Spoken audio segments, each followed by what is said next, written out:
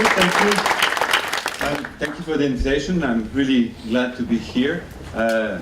I prepared a presentation, not knowing too much who would be here, so I might kind of walk a bit around the presentation without sticking too much to it. So we already discussed about the Trottier Energy Institute. So essentially, this is an institute founded to accompany the energy transition.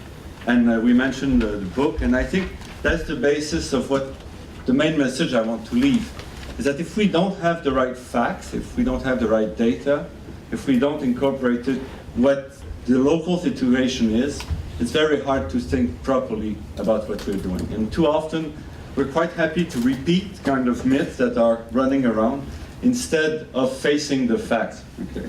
And there are differences. We're talking about the similarities between Europe and Canada, for example, but there are huge dissimilarities also. One, for example, is that Canada, its electricity production is already 80% decarbonized, 80%. So the way of decarbonizing more the electricity production can only bring us so far more ahead. We have to look at other actions, other transformations that are not the same as are done elsewhere in the world, because our situation is different. So one of the myths, clearly, I think, is the federal government leads the energy transition. Okay, so that's what I would like to come back a bit on this. So the Pan-Canadian framework is thought in the government as being a major piece of reflection and drive to succeed into the energy transition. But this Pan-Canadian framework, when you read it, is remarkably low on content, on fact, on real direction. There's a lot of general statements that you could replace energy for health or whatever, and you can take the framework and bring it to almost any other issue that we're facing in Canada. I'm exaggerating slightly, okay? I just want to be a bit provocative. But it's not so far from true, okay? And a year ago, this was in the Pan-Canadian framework. With the measure in place, you get the blue line. Essentially, with the measure in place in 2030, we don't reduce the greenhouse gas emissions in Canada. And we need to reduce by more than 200 and something million tons of CO2. I mean, the something is not important because it's so huge that the last parts of the digits are not significant in the challenge we have to make. When you go at the back of this Pan-Canadian framework, you see this very nice, in the appendix, this annex that tells you where we will cut greenhouse gas emissions to reach our target of 2030.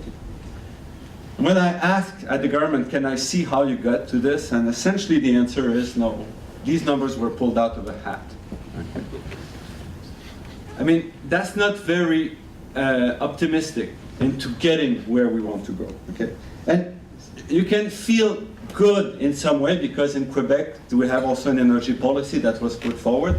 And Joan Whitmore, researcher at the chair of Pierre-Olivier Pinault, just asked also through the law of access for information to see the details of how the numbers were generated in the Quebec's plan. And essentially, nothing came back, okay? There was nothing that was produced to explain the numbers in the plan. And that's a major problem. This is the numbers that were published by Environmental Canada a few weeks ago, okay? So essentially things haven't moved.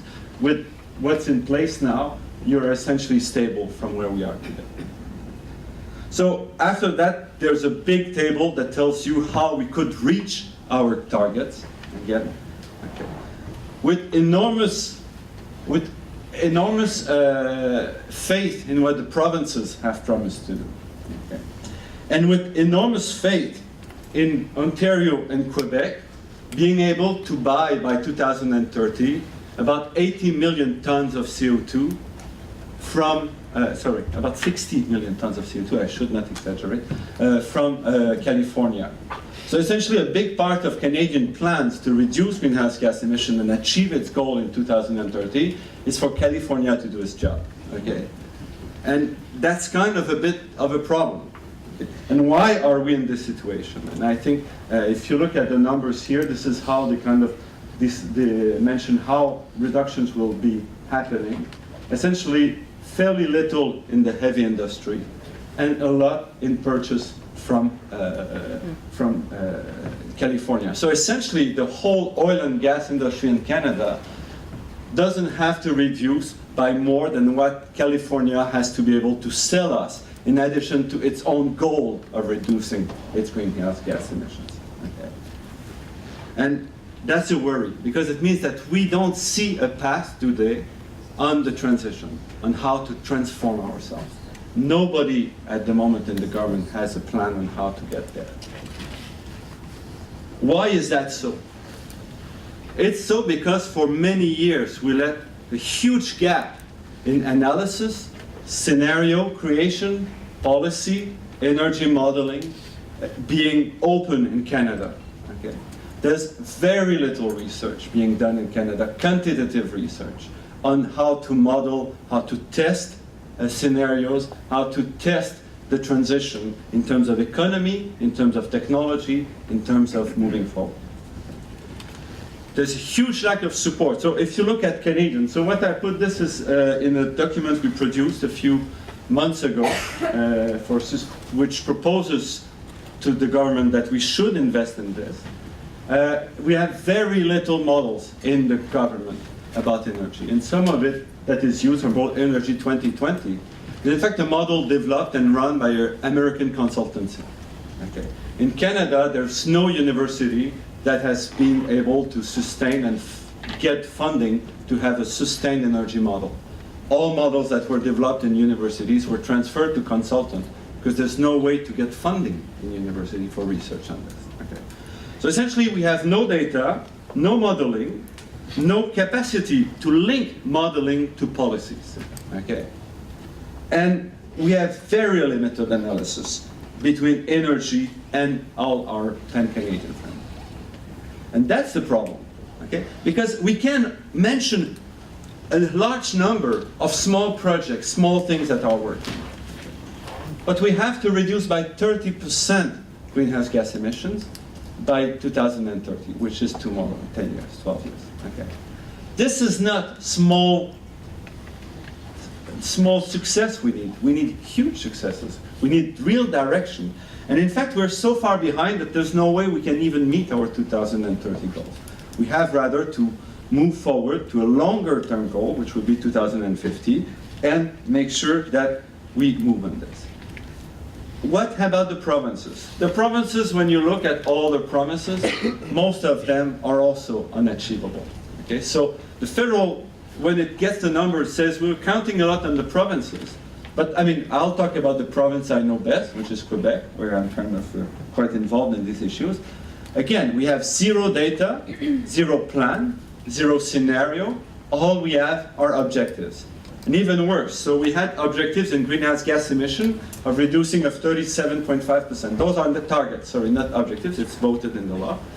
By 2013, we want to reduce by 37.5. And 6 months later, when we develop the energy policy, well, we have an energy policy that at best can deliver 30% reduction in energy. So the two policies which are voted in 6 months apart are incoherent, incompatible. Okay. So it's impossible to hope that we will reach these numbers. And when you look at the provinces over the years, you also see the difficulty in Canada. You see that no matter what, in large part, Newfoundland to Ontario does, if two mines open in Alberta, well, it's over, okay? All what has been done is being done for nothing.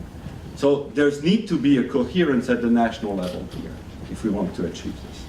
And so simply trying to hope that provinces will manage, and you see they have not managed very well, okay?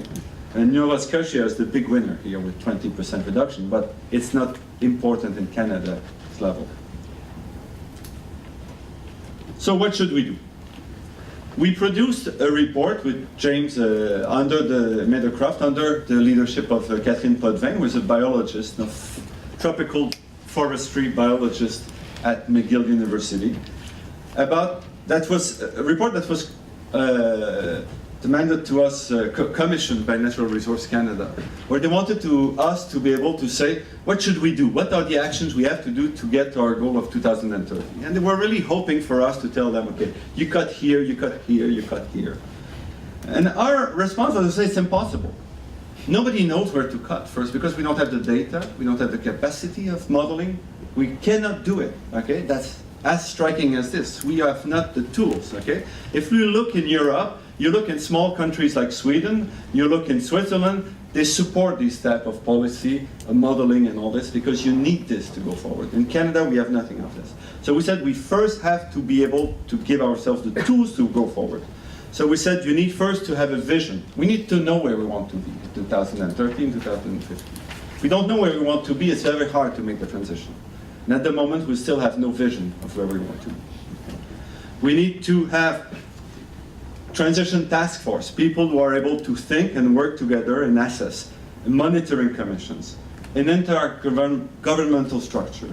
And we need to be able to experiment and fail and learn and move forward. All this in the context that we are not really interested in reducing by 30% our greenhouse gas emissions. Because the real goal is 80%, it's not 30%.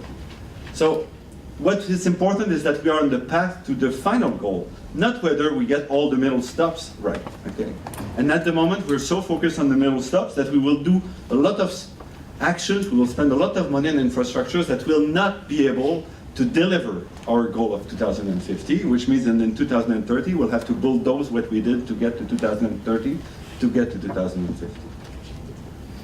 So we know what we need to do. We need, of course, to move these issues away from environment to economic decision centers. Across the country, and other countries, that's what you do. You need to break the silos. Of course, to link to innovation. Innovation, no. Resonates. We have to have data and research. I know I'm a university professor. I sound like I'm preaching for my own parish when I say we need data and capacity. But that's the hard life. We are today, we would call in a modern world, where we need data and where we need to have this information. Okay. Top down and bottom up, of course, and rely on innovation.